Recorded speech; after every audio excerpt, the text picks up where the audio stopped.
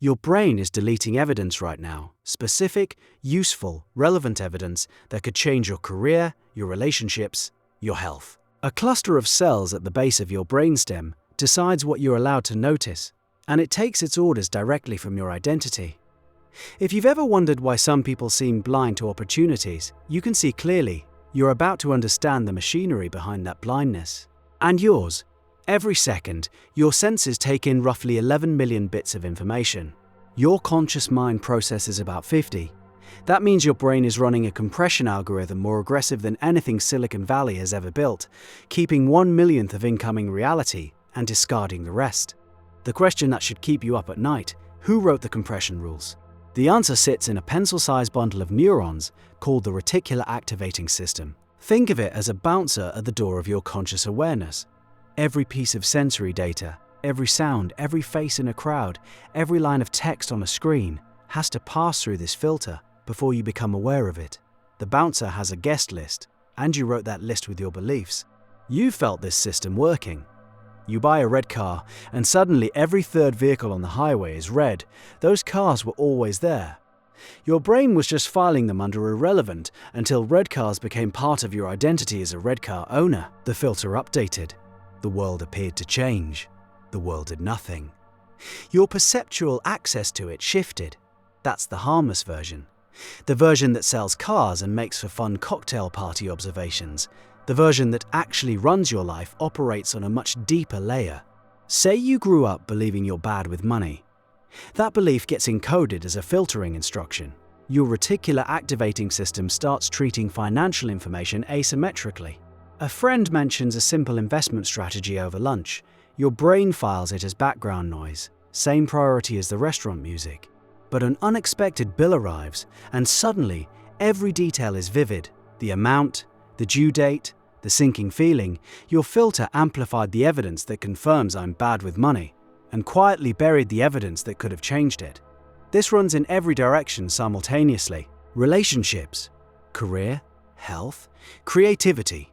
The person who believes they're unlucky will remember every red light, every delayed flight, every dropped call, while their brain silently discards the dozens of small fortunate breaks that happened the same week.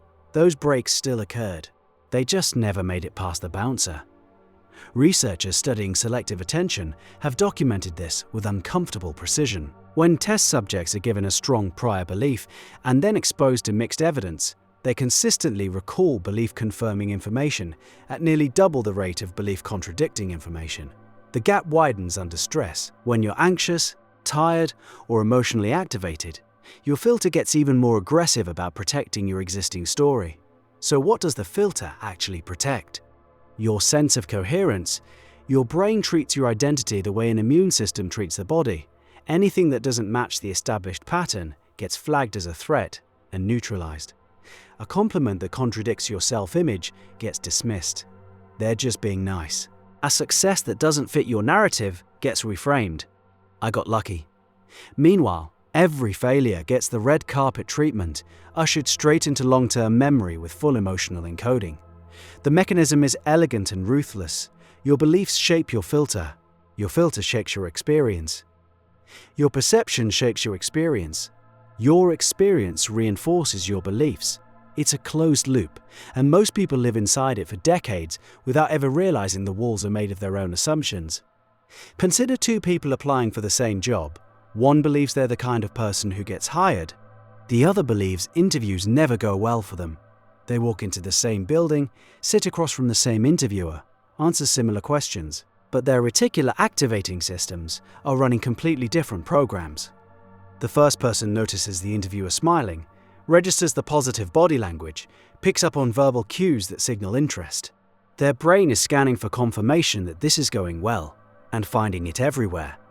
The second person notices the interviewer glancing at the clock, registers a pause after one answer as disapproval, misses the smile entirely because their filter tagged it as irrelevant. Same room, same interviewer. Two different realities constructed in real time by two different belief systems, giving two different sets of instructions to the same type of neural hardware. The job goes to the first person. The second person walks away with more evidence that interviews never go well for them. The loop tightens. You might assume awareness is the solution. Just know about the filter, and you can override it. The research suggests something more humbling. Knowing about cognitive bias reduces its effect by a small margin, somewhere in the range of 10 to 15% in controlled settings. Your conscious awareness is a bicycle trying to keep pace with a freight train of automatic processing. The filter operates below the threshold of deliberate thought. By the time you're consciously evaluating a piece of information, the reticular activating system has already decided whether to present it in high definition or let it dissolve into static. So, if awareness alone barely dents the problem, what does? The filter takes its orders from identity. Change the identity, and the filter rewrites its own instructions. But identity change has a specific mechanism that most people get backwards. They try to collect evidence first, then update the belief. Show me proof that I'm good with money, and then I'll believe it. The filter makes this almost impossible. It's actively hiding that proof. The sequence that actually works runs in reverse. The belief has to shift first, even slightly, even provisionally. A provisional belief acts like a temporary update to the guest list. The bouncer starts letting in different information. You begin noticing things that were always there but never made it through. This is why small behavioral experiments carry so much weight. You don't need to overhaul your entire self-concept overnight. You need to create a crack in the filter wide enough for contradictory evidence to slip through. One conversation about money where you ask a real question instead of deflecting. One application submitted for a role you'd normally talk yourself out of.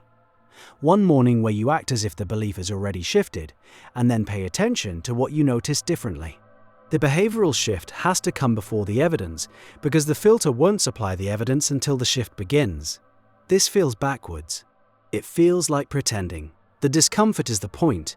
It means you're operating outside the current filter's parameters, which is the only place where new information lives.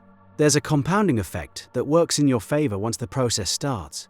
Each piece of new evidence that makes it through the updated filter weakens the old belief's grip on the system. The filter recalibrates slightly. More evidence gets through. The belief shifts further. The filter opens wider. The same closed loop that kept you stuck starts working in the opposite direction, pulling you toward the new identity with increasing gravitational force. People who've gone through dramatic personal transformations often describe a tipping point, a moment where the world seemed to suddenly reorganize around them. Opportunities appeared from nowhere. The right people showed up. Everything clicked. The world didn't reorganize. Their filter did. The opportunities were always circulating. The people were always there. The only thing that changed was the guest list, and it had finally accumulated enough edits to reach a critical threshold where the new identity became the default setting. Your reticular activating system will spend tonight sorting through the day's 11 million bits per second, deciding what to archive and what to discard. It will use your beliefs as the sorting criteria. Every identity statement you hold, I'm not creative, I'm bad at public speaking, people like me don't get those opportunities, is an active instruction to delete evidence to the contrary. Those deletions happened yesterday. They happened an hour ago. They're happening right now, as certain sentences in this very script land with full force and others slide past without registering, filtered by the beliefs you carried in. The bouncer works for you. It always has. The question is whether you hired it deliberately, or whether it's still running on instructions you inherited before you were old enough to read them.